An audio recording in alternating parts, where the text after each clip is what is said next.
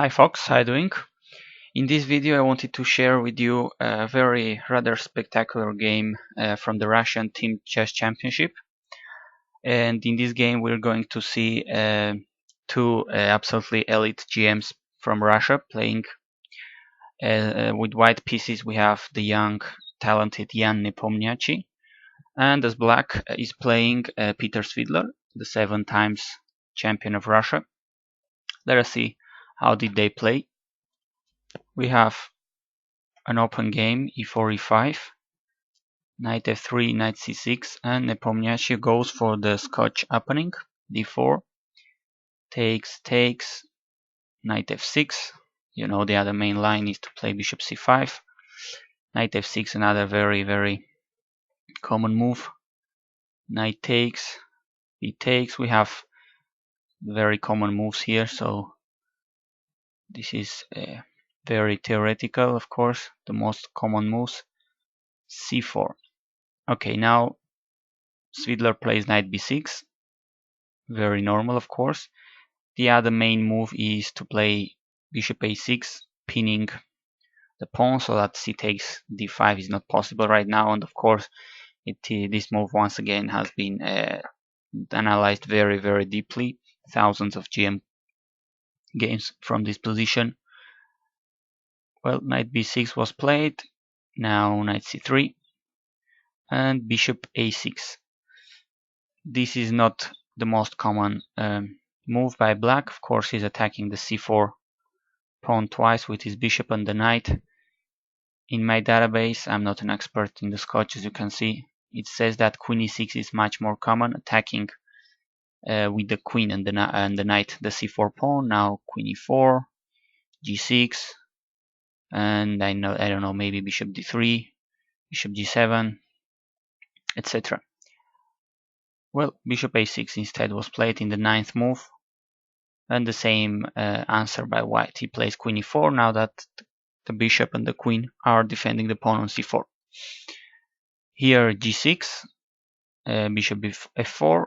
So far more or less a quiet game, but now the craziness starts to happen as black plays queen b4. Now he's attacking the pawn on b2, which is rather weak. And well, by taking it, you can imagine this would be a great mess, because he would be attacking the knight, the rook, and at the same time black is attacking the c4 pawn with the queen, the knight, and the bishop. He's probably the main alternative of black was to play the natural looking bishop g7, but here it seems that white gets a little of edge after c5, and now if bishop takes, now both pieces were attacked on b6 and a6. Bishop takes f1, c takes b6, bishop would have to go back to a6, white wins a pawn, and this must be better for white. Even though black has the bishop pair, white cannot cast on short so far, etc. Well, queen b4 was chosen by Svidler.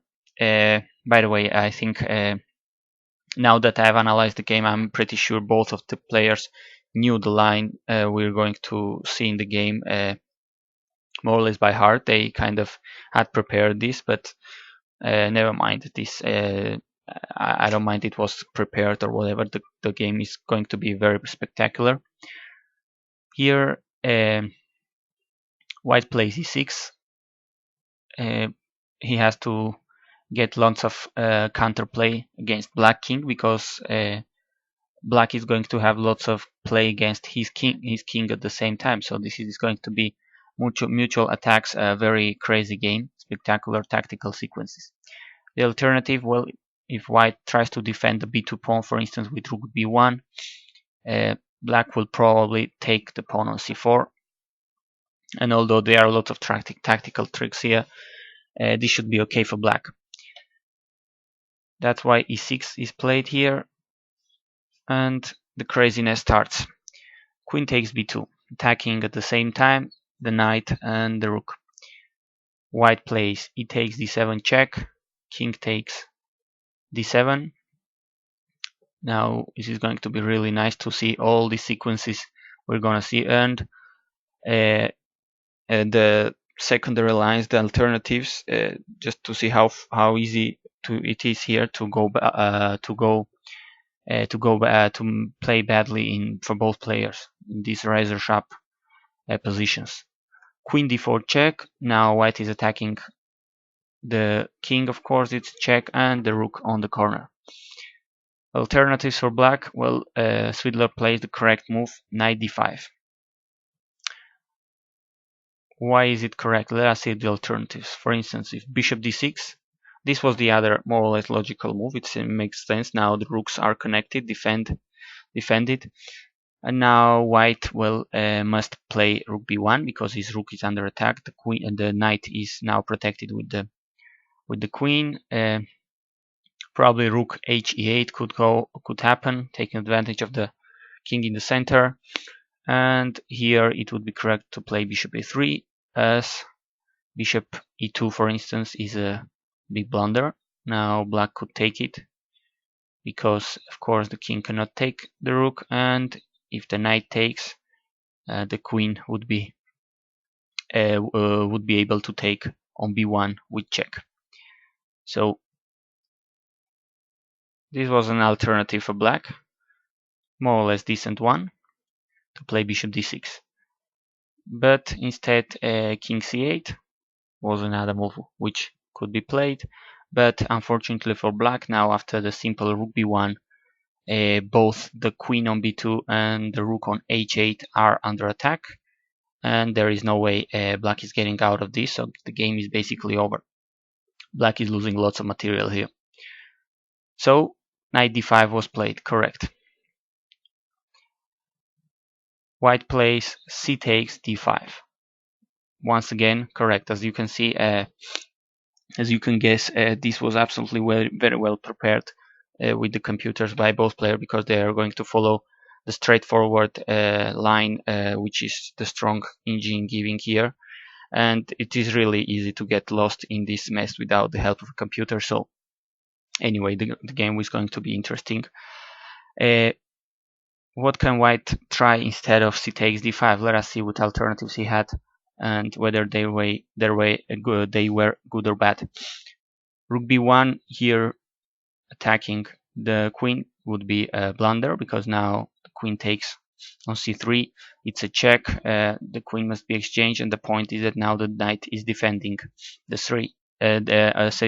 So if queen takes, the knight takes, and black wins lots of material here. So that was not a possible move. What if white takes on h8?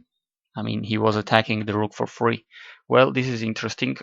While black is going to get really lots of counterplay against white king, and in fact, this is already winning for black. Which way? This way. Rook e8 check. Here, bishop e3, for instance, and well, queen takes on a1 check. Remember that rook was under attack as well. And if knight d1, what else? I mean, king d2 could be played, but still seems really dim for white. If knight d1, now the big diagonal is free. Funny, both queens are on the corners, and it is black's turn, so black takes the queen. So this would be winning for black, of course. So c takes d5 is the move after knight d5. Here, black takes on the corner, queen takes a1 check, king d2, bishop takes f1. An absolutely mess, as you can see, both kings in the center, hanging pieces here and there, and mutual attacks. Very interesting game. White takes on c6 with check, king takes c6, and now queen d5 check. Once again, let's check if white can take the rook on h8.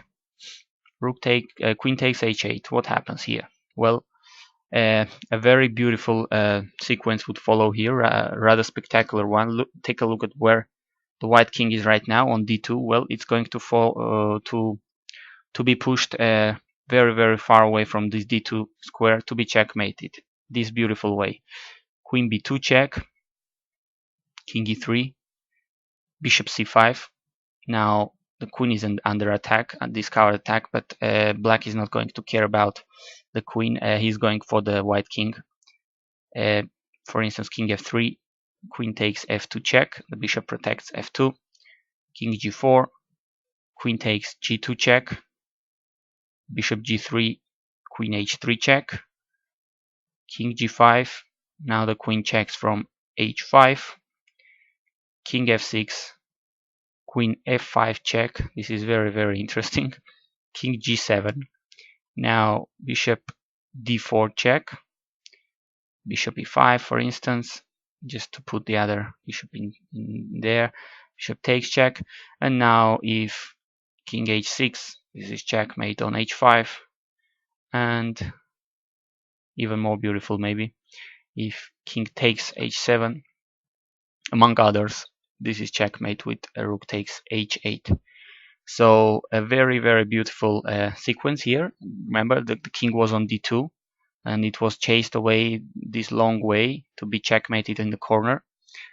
Very beautiful sequence here, which could have been played if white just takes the rook on the corner on h8. So this was very interesting. In fact, white, as you can see, cannot just take the corner on h8 and get away with that. Instead, correctly, Jan Nepomniachtchi played queen d5 check, now king b6, and knight a4 check once again. Now he has the chance to take the other rook on the other corner, queen takes a8. Is that possible? Well, let us see what happens. If queen takes a8, here a very beautiful move, thanks to tactical methods. Black is able to play queen takes c3 check, temporarily sacrificing his queen, as after king takes c3, bishop g7, discovered attack on the queen, check with the bishop, king for instance b3, and well, the rook takes on a8, rook takes on f1, and well, black is a pawn up in this endgame.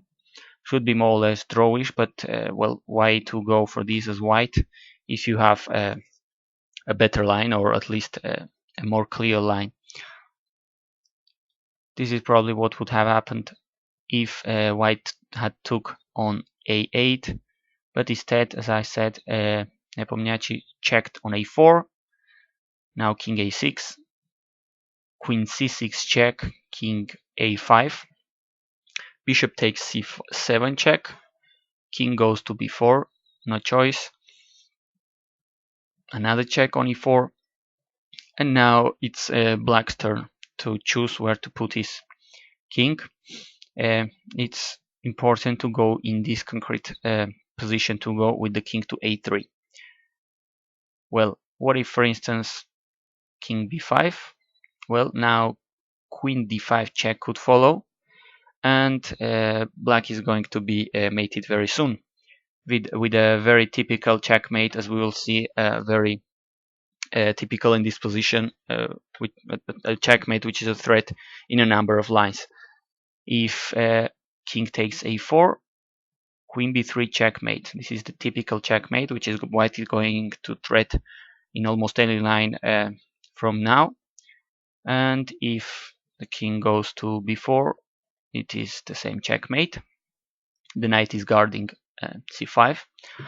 So it was very important as black to choose the correct square to go to. Of course, GMs are not going to fall into a mate in 2, but for us, the amateur players, it is interesting to note all these subtle lines, all these tactical tricks. Now queen f3 check, and once again, if king takes a4, the same checkmate as in the previous line. Queen b3 is checkmate. The bishop is guarding a5.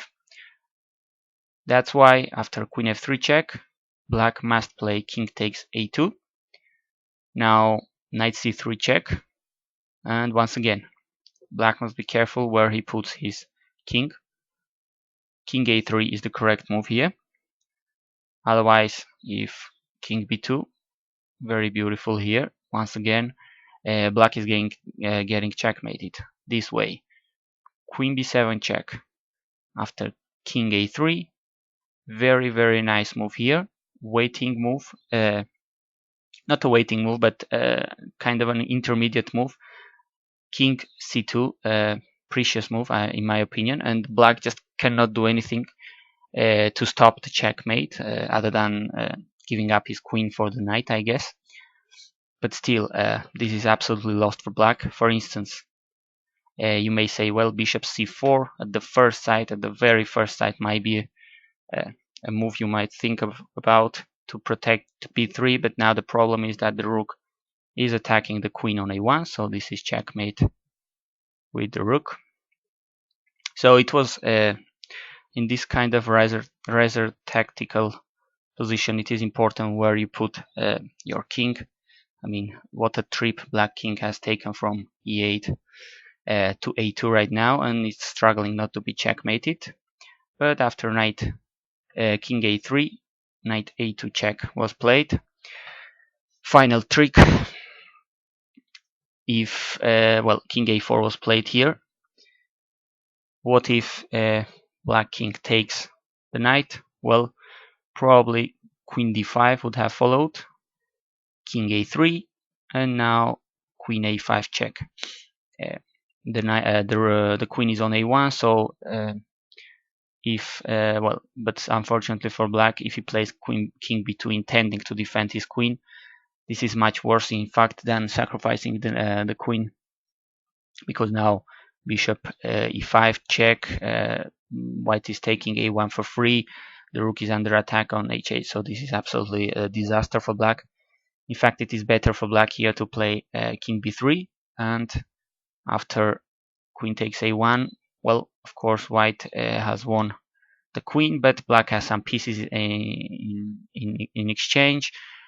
And well, of course, this should be much better for white. In fact, it may be winning, the computer says, but I think having the bishop pair and the white king in the center, black may have some practical chances to hold this in any way, or just trick white into some check, some double check, some kind of tactical attacks.